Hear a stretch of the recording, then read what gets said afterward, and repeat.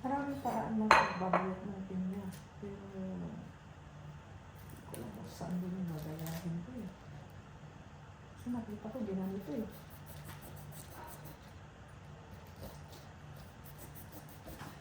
Nagtabang. Nagtabang na.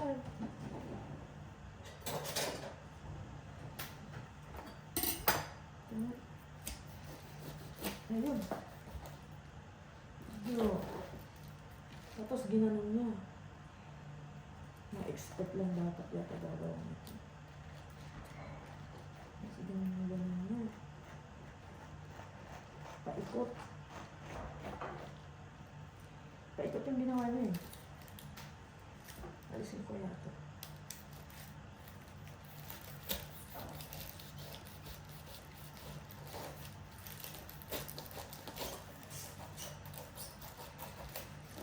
First time na diba? So, alam ko, ginanon niya.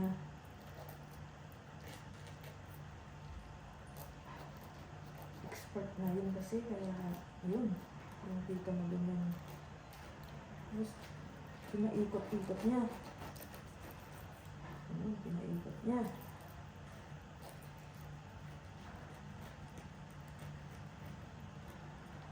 Pinaikot niya gano'n.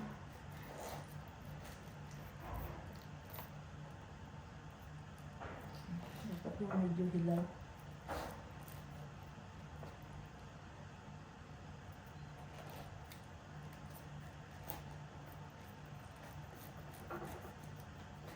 Yung napanood ko dun sa mga vendor sa outside na outside vendor. Yan. Check natin dito. Tapos, ginanon niya. Tuwis naman ito. Iniwan niya gano'n. Yeah, iniwan niya gano'n. Tapos nilagay niya sa ginanon niya. Ay, nakinog na. Hindi ginanon niya.